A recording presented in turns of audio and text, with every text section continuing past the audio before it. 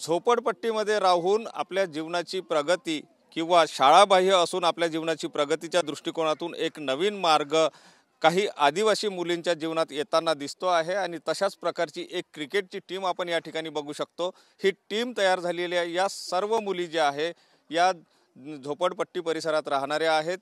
काही मुली यातल्या शाळेत जात नाही, त्यामुळे शाळाबाह्य अशा त्या मुली आहेत। मात्र त्यांना एक समाजसेवक त्यांच्यासाठी देवदूत म्हणून समोर आलेला आहे आणि त्या देवदूताने यांची एक क्रिकेटची टीम घडवली आणि ही टीम जी आहे ती आता एक आदिवासी मुलींची टीम म्हणून पुढे येताना पाहायला मिळते। भविष्यामधल्या महिला क्रिकेटर यातूनच निघण्याची शक्यता सुद्धा नाकारता येत नाही आणि तशा प्रकारचे प्रयत्न समाजसेवक ढाके यांनी या ठिकाणी केलेला आहे।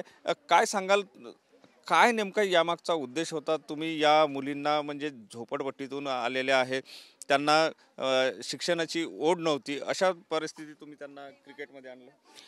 प्रश्न कसा उठतोय की जेव्हा खेळाडू हा जन्मजातच तयार होत असतो आणि त्याला तयार करण्याची तेवढी काही गरज नसते, हे माझ्या जेव्हा लक्षात आलं आणि या वस्तीमध्ये मागील 6 वर्षापासून मी काम करतोय। याच्या अगोदर मी रहाटेनगर टोलीमध्ये काम केलेलं आहे। जवळपास 19 वर्षापासून या क्षेत्रात मी काम करतोय। तिथे रहाटेनगर टोली इथे आपण ॲथलीट्स तयार केलेले आहे। त्याच बेसिकवर जेव्हा मी या मुलींमध्ये पाहिलं, कोरोना काळामध्ये सर्वत्र कोरोनाचा प्रादुर्भाव होता, पण स्लममध्ये कुठलाच असा आजार मला दिसला नाही। मला असं वाटलं की या पोरांमध्ये इम्युनिटी, जिद्द, चिकाटी आणि काहीतरी करून दाखवण्याची जी दखल मला या मुलांमध्ये दिसली, तेव्हा मला असं वाटलं की या मुलांना आपण क्रिकेटच्या माध्यमातून का समोर आणू नये।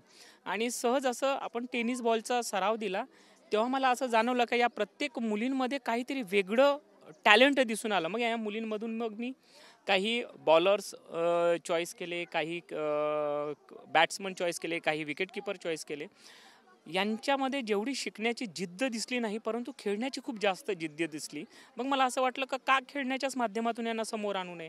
मग यांचे सराव घेण्याचा कयास सुरू केला। यांना संसाधनं कुठले बॅट्स आहे, बॉल आहे, पॅड आहे, हेल्मेट आहे, हे एवढे संसाधनं जुळून आणण्यासाठी खूप कसरत करावी लागली।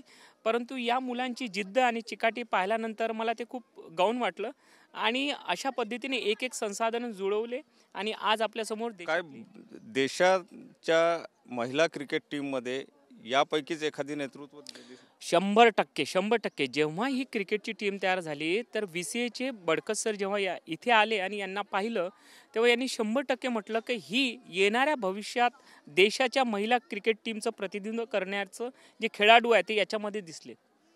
नक्कीच या ठिकाणी जर यांचा खेळ बघितला, यांचं चातुर्य बघितलं तर ते अतुलनीय असल्याचं पाहायला मिळते आहे।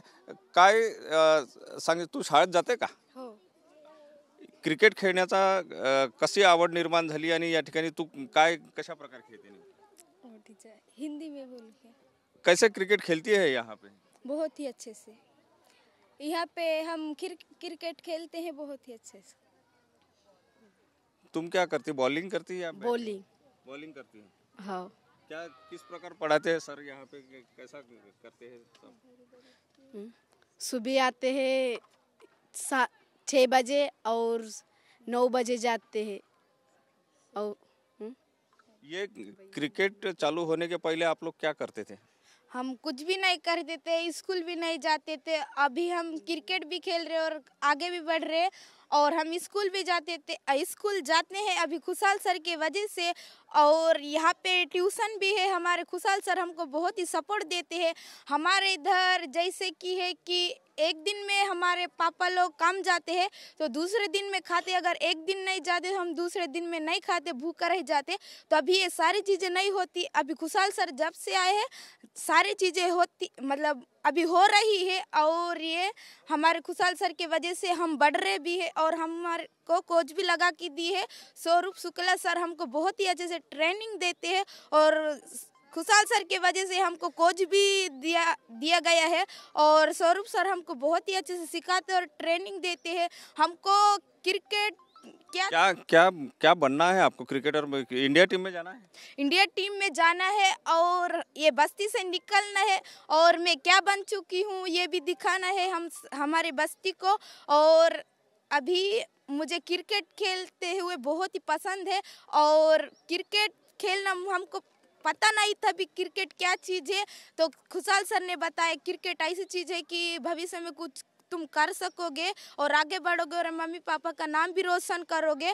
और जैसे कि आपके पिताजी खाना एक दिन में खाते हैं दूसरे दिन में लाते हैं, तो वैसा भी नहीं होगा बोला खुशहाल सर ने। और अभी तुम क्रिकेट खेलोगे तो आगे बढ़ोगे तो ऐसी सारी चीज़ें नहीं होगी पहले के समान बोला, और खुशहाल सर ने हमको बताया तो मैं धन्यवाद करती हूँ खुशहाल सर। क्या बनना है आपको? बैट्समैन बनना है? हाँ, बैट्समैन हूँ मैं। कैसा कैसा खेलोगी? इंडिया के लिए खेलोगी? हाँ, इंडिया के लिए खेलूंगी।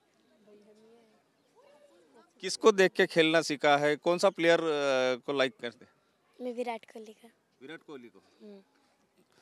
आप कैसा क्या करना चाहती है, किस प्रकार खेलना चाहती है? मैं बैट्समैन हूँ, मेरे को क्रिकेट खेलना बहुत ही पसंद है और मैं कप्तान भी हूँ मेरी टीम की।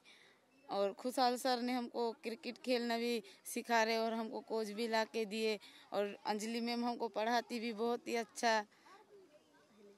नक्कीच या ठिकाणी आपण जर बघितलं तर या सगळ्या मुली आहेत, या आदिवासी वस्तीमधल्या मुली आहेत, ज्यांच्या घरी खायचं काय आणि करायचं काय अशा प्रकारचा प्रश्न जो आहे तो सगळ्यांच्या समोर, मात्र समाजसेवेच्या माध्यमातून समाजसेवकाने या ठिकाणी ही क्रिकेटची टीम घडवलेली आहे। आणि आता आपण जर बघितलं तर हे सगळे क्रिकेटर जे आहे, महिला क्रिकेटर, भविष्यातील क्रिकेटर म्हणून यांच्याकडे पाहायला काहीच हरकत दिसत नाही। कॅमेरामन साईसह सुनील ढगे, TV9 मराठी, नागपूर।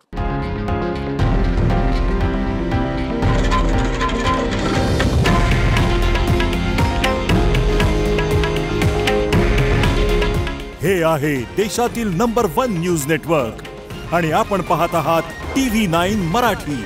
काळजी तुमची, हित महाराष्ट्राचं।